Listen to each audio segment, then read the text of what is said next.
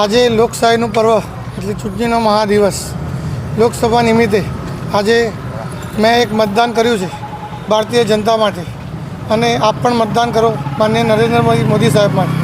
હું દરેકને એક જ અપીલ કરીશ, ભારત દેશનો જે વિકાસ થઈ રહ્યો છે એ વિકાસના માટે એક મત અવશ્ય આપો અને માનનીય મોદી સાહેબને 400 અબકી બાર 400 પારના એક વિજયની હાકલ કરો.